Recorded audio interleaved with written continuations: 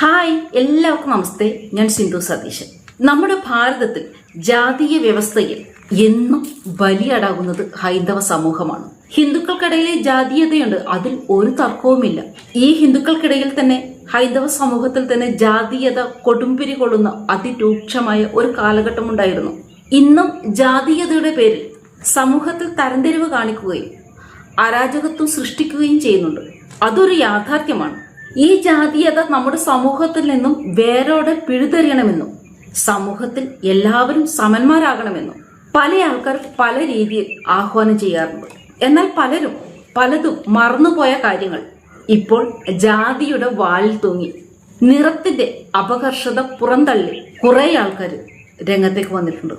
ഹിന്ദുക്കളുടെ ജാതീയത എടുത്തു പറഞ്ഞുകൊണ്ട് ഹൈന്ദവ സമൂഹത്തെ അടിച്ചമർത്താൻ അല്ലെങ്കിൽ ആക്ഷേപിക്കാൻ ഏറ്റവും കൂടുതൽ മുൻപന്തിയിൽ നിൽക്കുന്നത് മുസ്ലിം വിഭാഗത്തിൽപ്പെട്ട ചില ആൾക്കാരാണ്. സത്യത്തിൽ ഈ ഹിന്ദുക്കൾക്കിടയിൽ മാത്രമാണോ ജാതീയതയുള്ളത്, ജാതീയ തരംതിരിവുള്ളത്? ക്രിസ്ത്യന്മാർക്കിടയിലില്ലേ?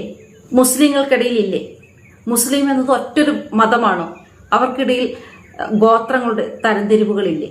എന്താണ് ഇസ്ലാം എന്ന് ചോദിച്ചു കഴിഞ്ഞാൽ ഏകനായ ദൈവത്തിന്, അതായത് അള്ളാഹുവിന് പൂർണ്ണമായി സമർപ്പിച്ചുകൊണ്ട് അവന്റെ നിയമങ്ങൾക്കനുസരിച്ച് ജീവിക്കുന്നവരാണ് യഥാർത്ഥ മുസ്ലിം അല്ലെങ്കിൽ ഇസ്ലാം.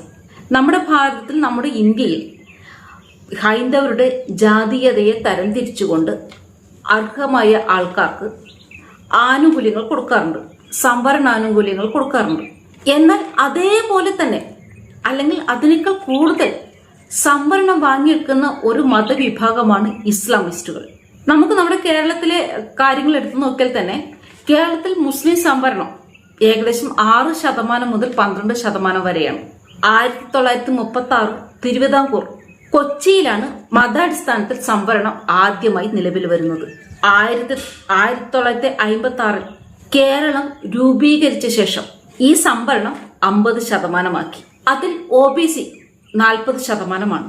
1957 OBCയിൽ തന്നെ ഉപസംവരണം വന്നു. മുസ്ലിങ്ങൾക്ക് 10%. ഇപ്പോൾ OBCക്ക് 40%. അതിൽ മുസ്ലിങ്ങൾക്ക് 12% സർക്കാർ ജോലിയിലും 8% വിദ്യാഭ്യാസ സ്ഥാപനങ്ങളിലുമുണ്ട്. ശരിക്കും മുസ്ലിങ്ങളിൽ എത്ര ജാതികളുണ്ട്? സാധാരണ ഗസറ്റിൽ ജാതി എന്ന് എഴുതുന്നില്ലെങ്കിലും പ്രത്യേക ലിസ്റ്റൊന്നും തയ്യാറാക്കിയിട്ടില്ല.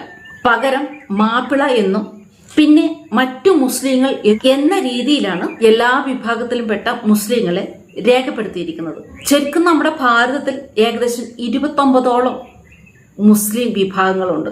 അവരെ തരം തിരിച്ചാൽ 1 മാപ്പിള, 2 ലബ്ബ, 3 റാവുത്തർ, 4 മരക്കാർ, 5 കോയ, 6 കുറിക്കൾ, 7 കിഴി, 8 പുസലാൻ, 9 ക്ഷുരകൻ, 10 ഒസാൻ ക്ഷുരകൻ, 11 ദോബി മുസ്ലിം അതായത് അലക്കുകാര്, 12 മുക്കുവ മുസ്ലിം, 13 ജോനക, 14 സയ്യിദ് അല്ലെങ്കിൽ തങ്ങൾ, 15 പത്താൻ, 16 ഷെയ്ഖ്, 17 മുഗൾ, 18 മാലിക്, 19 അൻസാരി, 20 ജുലാഹ, 21 ദുനിയ, 22 ഗസായി, 23 ഹജ്ജാം, 24 മണിയാർ, 25 അത്താർ, 26 മെഹ്താർ അല്ലെങ്കിൽ ശുചീകരണ തൊഴിലാളി, 27 നഹ, 28 രാവണ, 29 ഹനാഫി, 30 ഷാഫി. ഇതൊക്കെയാണ് OBC കാറ്റഗറിയിൽപ്പെട്ട മുസ്ലിം വിഭാഗങ്ങൾ. ഇനി OBC വിഭാഗത്തിൽപ്പെടാത്ത മുസ്ലിങ്ങൾ വേറെയുണ്ട്. അതായത് ബോഹ്റ, മേമൻ, നവായത്ത്, തുരുക്കൻ, ദവാനി മുസ്ലിം. നമുക്ക് മുസ്ലിമിൽ ജാതിയില്ല എന്ന് പറയുകയും എന്നാൽ സംവരണത്തിന്റെ കാര്യം വരുമ്പോൾ മാപ്പിളകൾ തരംതിരിച്ച് സംവരണാനുകൂല്യങ്ങൾ നേടിയെടുക്കുകയും ചെയ്യുന്നുണ്ട്. മാത്രമല്ല, ഉയർന്ന മാപ്പിളകളായ സയ്യിദ് പോലുള്ള വിഭാഗത്തിനും സർക്കാർ OBC കാറ്റഗറിയിൽപ്പെടുത്തി സംവരണാനുകൂല്യങ്ങൾ കൊടുക്കുന്നുണ്ട്. ഇപ്പൊ ബംഗാളിൽ അധികാരത്തിൽ വന്ന സുവേന്ദു അധികാരി മതാടിസ്ഥാനത്തിലുള്ള എല്ലാ സംവരണങ്ങളും നിർത്തലാക്കിയിട്ടുണ്ട്. ഒരു പഠനം നടത്തി, ഒരു സർവേ നടത്തി അതിന്റെ അടിസ്ഥാനത്തിൽ മാത്രമാണ് ഇനി ബംഗാളിൽ സംവരണ ആനുകൂല്യങ്ങൾ അനുവദിക്കുകയുള്ളൂ. ഇതേപോലെ തന്നെ കേരളത്തിലും ഭാരതത്തിലെ മറ്റു സംസ്ഥാനങ്ങളിൽ നടപ്പിലാക്കണം. അർഹമായവർക്ക് മാത്രം സംവരണ ആനുകൂല്യങ്ങൾ അനുവദിക്കുക. അർഹമല്ലാത്തവരെ ഈ സംവരണ ആനുകൂല്യ പട്ടികയിൽ നിന്നും മാറ്റി നിർത്തുക തന്നെ ചെയ്യണം. എങ്കിൽ മാത്രമേ അർഹതപ്പെട്ടവർക്ക് അവർക്ക് കിട്ടേണ്ടുന്ന ആനുകൂല്യങ്ങൾ എത്തിച്ചേരുകയുള്ളൂ.